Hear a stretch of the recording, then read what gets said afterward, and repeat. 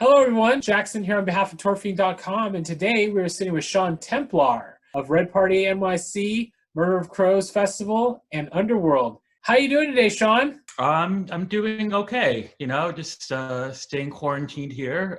Tonight's taco night, so that's always a good thing. I guess it's as good as it could be for this moment. Well, that's great to hear. I'm so glad that everything's going well for you, and I'm really excited that you're having your taco night tonight. That's great. I know. I can't wait. Taco nights. Isn't that always great when you can have homemade Mexican food? It is. It is. It's a magical thing just to unleash my beef into the skillet and then season my beef. And my beef is really tasty. It's really rich. It's a good thing. You have to try my beef one day. That's great. I will definitely have to try your beef one day. All right. So today we're going to ask you a few questions and see where it goes. Are you ready? I am ready. All right. Let's do it. What are your 3 favorite moments DJing live? 3 favorite moments. I've been DJing every year at Treffin, I guess the last 11 years or so. I always have a really fun time DJing Noel's Ballroom there during the festival season because, we're all a bunch of screaming lunatic idiots, drunk, and DJing till like 10 in the morning, so your brain gets a little frazzled, but you're still wired because you're in this festival atmosphere.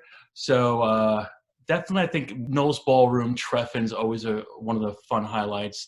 Another one is Murder of Crows, because Murder of Crows, we get, all our favorite DJs and our best friends from all over the place, from LA and from England, from Germany. So it's also just wonderful to be a part of that mix and that crew and DJing with those people.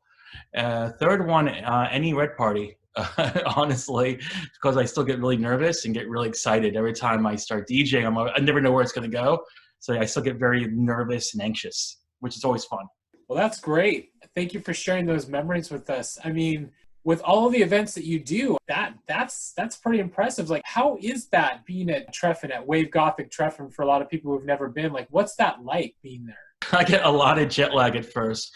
Like the first 2 days, I'm always very, very punch drunk. I'm very zombified, and then like after like a couple of drinks, I'm like, I'm on, So it's sensory overload. There's so much to do, so many bands to see, and all these friends are, who's flying in today? Who's flying in? Who are we meeting up with today? There's always like a bunch of just like excitement and anticipation and running around from venue to venue. It's you need a vacation from the vacation, basically. Like afterwards, you don't go back to work. You need like quiet time, like decompress. So 1 week for WGT and 1 week for your actual vacation, right? Yeah, it's true. I swear to God, it's true. What would you say is your favorite event that you've thrown? I would have to say my proudest, I think, has to be because of the labor that's involved, is Murder of Crows, because it's a bigger scale, and the larger the challenge, the greater the reward. And even though the reward's not there monetarily, the reward's there as you pull it off and you see everyone have a great time. And it's not just the people who are there watching the bands, but it's the bands themselves. It's getting all these people into one room, which I as much as I want to say Red Party, which is my baby, I'd have to say Murder of Crows, because it's an offshoot, an extension of that. It's the bigger, brawnier brother. I would definitely have to say Murder of Crows for sure.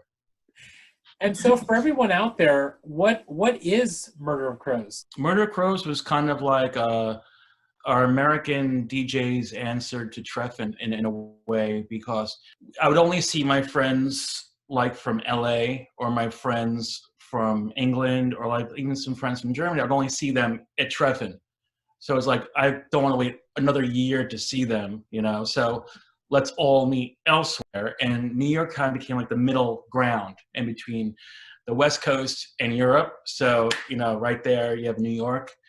And so we kind of started it online on Facebook, all us DJs talking together, going, let's do this. And everyone was like, yeah, and everyone meant it. It was like, let's do this. Okay, sure, whenever. It was like, let's do it next year. let's do this. And so, we started with like 3 or 4 bands, and then we're up to like 10 bands and like 100 DJs. So it started off as more of a hangout, let's all do something together kind of thing. It's very natural, very honest way of doing things. Well, thank you for that. I've been to a Murder of Crows. I love a Murder of Crows. It's such an amazing event. And to everybody out there who has never been to Murder of Crows, you have got to check this thing out. It is a beast of a festival in New York City. And it feels like one big family reunion when you go there, because it's like everybody knows your name, everybody knows you, the energy is there, the music is there, like everything is so top notch, like everybody is just great to be around. And you're right, this is like an answer to Treffen, but here in the United States of America, especially in New York City. So if you love WGT and you want to check out Murder of Crows, be sure to check it out, okay? But on a smaller scale. But on a smaller scale. But you're right. But on a smaller scale. Yeah. We don't have that German Leipzig money. Yes, it's like WGT, but on a smaller scale. Yes. WGT lighter. Lighter, yeah. WGT light. There you go. What was the drive behind getting you into DJing and throwing your own events? Honestly, I never planned on doing it ever. It never crossed my mind. I was always at the clubs dancing, all night. I was always I don't do that much anymore, I find. But I DJed in college. I DJed at my college radio station for about 2 years, which I liked a lot. But I never thought of DJing clubs as a thing. And it wasn't until our friend Val and my wife Monda, at the time my girlfriend, was like, all this about all this music. You're a huge fan. Do you want to try this out? I'm like, yeah, sure. Why not? It was very like nonchalant. And we started our own party right off the bat. We started this party Hell at the Pyramid on Avenue A. And people liked it. I wasn't that horrible. People came back. And it was very, very easy. It was just didn't overthink it. Didn't overanalyze it. We just kind of, you want to do it? Yeah. Kind of like, sure, let's just do it. No big deal. Whereas now it's a very, very planned and very precise. We used to go to Kinko's, make our flyers at 1:00 in the morning, cut them out and hand them out at the other clubs and the stores. And it's all different now, but it wasn't my idea. So don't blame me. Blame Mondana. So it just sort of like, it started from there and it just kept kind of just going over time. Like, and I'm imagine, with you through throwing a lot of these events and doing that, it was like, it goes hand in hand.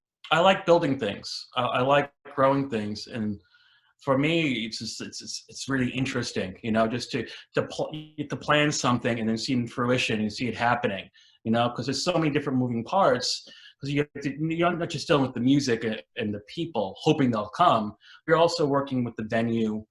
You're working with the bartenders. You're working with security. You're doing the artwork. You have to promote, the bands, the CDs, technology. There's so many different parts of it. And so when it all comes together, it's kind of neat. It's just, then you have your banner. It's like, Red Party. That's what we do. It's like, wow, cool. We did this. What are you looking forward to accomplishing the most moving forward? Probably doing what I'm still doing, but also I think I definitely want to go more a technological route. And I definitely want to branch out and do more in regards to lighting. I want to do more in regards to like online. I just want to learn more things and figure things out. I am in a comfort zone, where I know what I know, and it's very simple just to follow that course, which I love, which I plan on doing still, but also just learning new things. Every time I see something, I go, well, that could be better. Well, do you know how to do that? No. Well, we should figure it out, but we're always running around that we never have the time to actually stop and actually learn to do that, So I want to learn how to do more things that's related to the clubs to make it a more fully immersive experience. That makes total sense. Have your hand in everything, like from the lighting to the way the decorations are, bringing it into one like neat little package. Yeah, I totally can get that. Yeah, that's definitely, it goes with that, but also with the festival, all the things we missed along the way as we're rushing to the next thing, just going, oh yeah, I wanted to do that. Oh yeah, we need to do that, and then get it done, as opposed to just forgetting about it all over again. What positive message would you give your fans out there? I guess if I had a message for anyone, if you call them fans or just people who like what I do, I always get asked a lot from younger DJs, you know, well, how did you start? And like, how did you get into doing this? And like, is it hard? And I always say, no, you just got to love it, you know, and you just got to be honest with it. People can tell when you're in it for the wrong reasons. You know, if you're in it for the ego part of it, people are going to know. People are going to see it, and they'll know you're a fake. You know, you have to really love the music. And don't be an elitist asshole. You know, if pardon me cursing, don't be one of those holier than thou people who like it's all about them. It's not. It's not about the DJ. It's about the environment the DJ helps set up and it creates for everyone else. I guess be good and don't be a dick. Put people that would be my response. Is be honest. You know, do it for the right reasons. Don't be a prick. Be a nice person. That's the advice I would give. Well, because, you know, you're not up there for yourself. You're out there for the people in the crowd. Yeah. Yes. Well, thank you so much for taking this time to sit with us today, Sean. Thank you, everybody out there, for taking this time to tune in and see this conversation. We hope you have a great rest of your week, and we hope everybody else out there has a great rest of their week. Thank you so much again, Sean.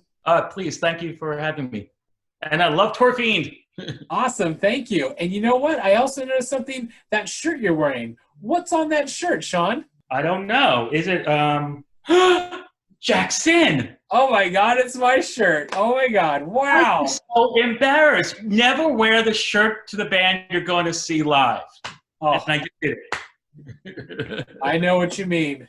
Well, thank you again so much, and we will look forward to seeing you again soon. And you know what? Everybody else out there, be sure to check out Murder of Crows, as it's coming again this year. It is, so be prepared for it.